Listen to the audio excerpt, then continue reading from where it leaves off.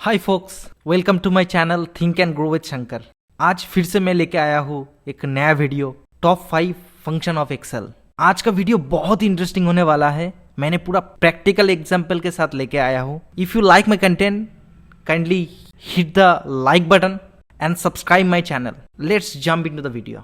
और आज का जो डिस्कशन है, तो वो डिस्कशन मैंने 5 टॉपिक के बारे में मैंने बोला था, तो ये 5 टॉपिक मैंने रखा है, तो आपको बताऊंगा स्टेप बाय स्टेप। तो फर्स्ट है काउंट। तो काउंट जो इसका जो फॉर्मूला है मैं टाइप कर रहा हूँ, इसमें जाके इक्वल टू देना है, उसके बाद काउंट, COUNT, काउंट। तो इसमें आ जाएगा काउंट। काउंट देने के बाद ये बोल रहा है वैल्यू 1 वैल्यू 2।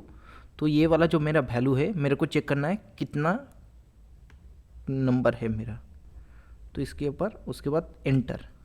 तो मेरा टोटल इसमें काउंट हो जाएगा कितना वैल्यू है, नंबर ऑफ क्वांटिटी ओनली। तो ये 8 है मेरा, इसमें दिख रहा है 8, तो ये टोटल काउंट 8 है, तो उसके अकॉर्डिंगली 8 आ गया मेरे पास। तो ये कोई भी काउंट होता है, जैसे मैं इस पे ले रहा हूँ, इसका भी काउंट कर रहा हूँ मैं, तो ये भी मैं काउंट कर लेता हूँ, ये भी 8 है। नेक्स्ट इसका भी काउंट करता हूँ मैं,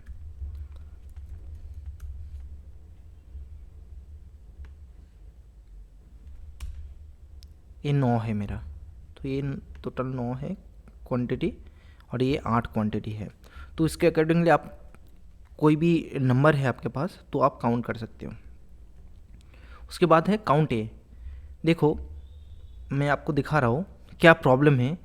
ये नंबर है, नंबर को आप काउंट कर सकते हो, पर कोई कैरेक्टर है, जैसे ये वाला कोई कैरेक्टर है, ये वाला कोई कैरेक्टर है, इसका काउंट ऐसे नहीं होता है काउंट फंक्शन से। जैसे मैं कर रहा हूँ काउंट, उसके बाद मैंने इसको ये वाला रेंज को सिलेक्ट किया, ये काउंट 0 आ रहा है क्योंकि इसमें कोई नंबर नहीं है। इसमें मैं पेंसिल के जगह अगर 1 लिख देता तो ये 1 आ जाता मेरे पास, इसमें 2 लिख देता तो 2 आ जाता। तो ऐसे ये प्रॉब्लम है। तो इसके लिए मेरे पास और एक फॉर्मूला है जो है काउंट ए। तो इसके लिए मैं क्या लिखूँगा, equal to then count A, then जो आपका कैरेक्टर है वो कैरेक्टर को आपको सिलेक्ट करना है जितना आप काउंट करना चाहते हो, देन ओके एंटर। ऑटोमेटिकली आपके पास वो आ जाएगा कितना नंबर है आपके पास। तो आप एक डिलीट करके देखो तो भी आ जाएगा, देखो 8 आया, नहीं तो फिर मैं उसका कर रहा हूँ। बाकी का भी काउंट करके देखते हैं बाकी का आ रहा है कि नहीं आ रहा है, बाकी कॉलम का आ रहा है कि नहीं आ रहा है।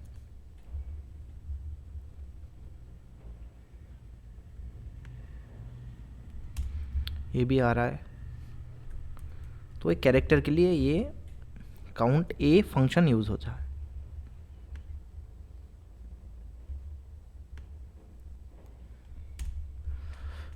तो ये काउंट ए फंक्शन।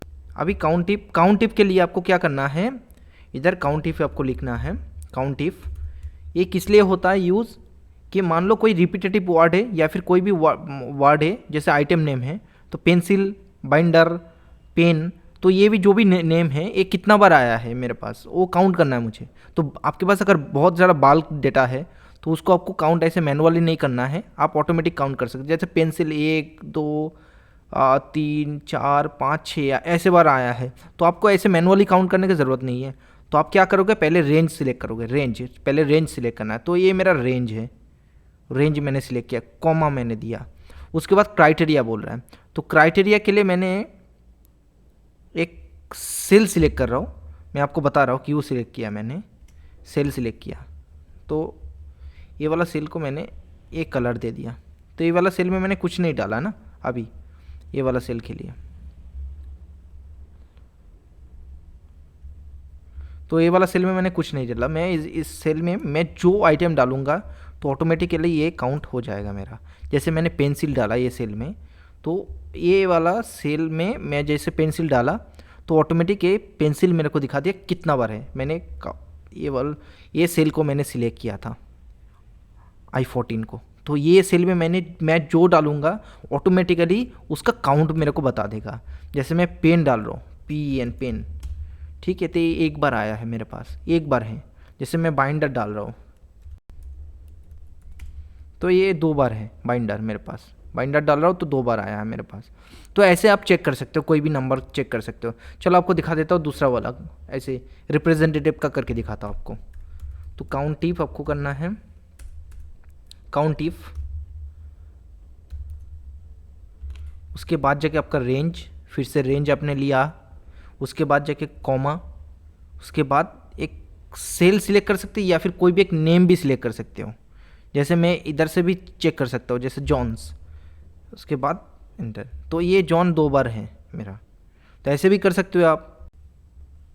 जैसे मैं कोई भी नाम भी टाइप कर सकता हूँ। तो इसके लिए आपको क्या करना है, डबल इन्वर्टेड कॉमा में वो नाम देना है, क्योंकि ये कैरेक्टर है। कैरेक्टर के लिए आपको डबल इन्वर्टेड कॉमा में देना है। जैसे गिल ये नेम है, तो गिल से मैं सर्च कर रहा हूँ कितना बार गिल आया है, तो गिल 1 बार ही है, तो ऑटोमेटिक ये आ जाएगा। जैसे मैं और एक सर्च कर रहा हूँ, जॉन्स का ही कर रहा हूँ, जॉन्स, तो ये 2 बार है। तो इस तरीके से भी आप कर सकते हो। तो आपके पास बहुत सारा ऑप्शन है आप काउंट को सर्च करने के लिए या फिर काउंट इफ को आपको चेक करने के लिए, ठीक है। तो उसके बाद है नेक्स्ट है काउंट ब्लैंक। तो काउंट ब्लैंक के जैसे एक ये वाला ब्लैंक डेटा है, इसमें कुछ नहीं है, ये भी ब्लैंक है, कुछ नहीं है। तो अगर कोई भी ब्लैंक है तो आपको मैनुअली काउंट करने की ज़रूरत नहीं है कितना ब्लैंक है, तो आप ऑटोमेटिकली फॉर्मूला लगा के आप कर सकते हो। तो उसके लिए क्या फॉर्मूला है, काउंट ब्लैंक। तो ये काउंट ब्लैंक आ गया। उसके बाद आपको रेंज लेना है, ये मैंने रेंज दे दिया। तो उसके बाद इंटर, 1 बार ब्लैंक है, तो मैं 1 2 ब्लैंक करके देखता हूँ आ रहा है कि नहीं आ रहा है मेरा। हाँ, तो 3 बार किया मैंने, 3 बार आ गया, 3 है, 1 2 3, तो ये 3 आया। तो ऑटोमेटिकली ये 3 मेरे पास फॉर्मूला के जरिए आ गया मेरे पास, ठीक है।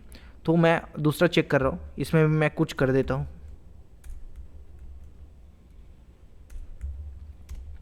तो मैंने इसमें भी कर दिया, तो इसका देखता हूँ मैं मेरा ब्लैंक आ रहा है कि नहीं।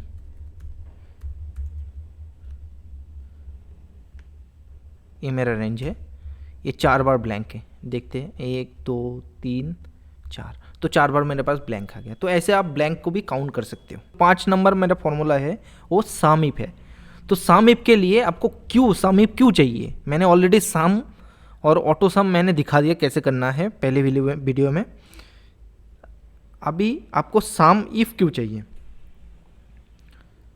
सम इफ इसलिए चाहिए अगर आपको कोई नेम है, आइटम नेम या फिर कोई नेम है रिप्रेजेंटेटिव नेम, तो उसका अगेंस्ट में आपको ये वाला जो उसका टोटल सेल हुआ है, तो उसका सम निकाल के आपको चेक करना है। तो आप फॉर्मूला के जरिए आप कर सकते हो। तो वो मैं दिखा रहा हूँ आपको। मान लीजिए मैं एक सेल रखा, इसमें मैं कोई भी रिप्रेजेंटेटिव या फिर आइटम नेम डालूंगा, तो उसका मुझे ये वाला डेटा को चेक करना है। इसमें मैंने लिखा है फॉर्मूला सम इफ। उसके बाद मैं रेंज ले रहा हूँ, रेंज, ये मेरा रेंज है रिप्रेजेंटेटिव का। उसके बाद कॉमा, उसके बाद क्राइटेरिया। क्राइटेरिया मेरा ये वाला सेल है, मैं इसमें डालूंगा कोई भी डेटा, कॉमा। उसके बाद सम रेंज, मेरे को इसमें सम करना है, ये मेरा रेंज है। तो मेरा पहला आ गया रेंज, जो रेंज मेरे को सिलेक्ट करना है कि किसके अगेंस्ट में मुझे चेक करना है, सम बनाना है। सेकेंड है आपको क्राइटेरिया देना है कि उसमें से कोई एक नाम को आपको चूज़ करने के लिए एक क्राइटेरिया होता है कि कौन सा नाम आप देखना चाहते हो, उसको बोलते हैं क्राइटेरिया।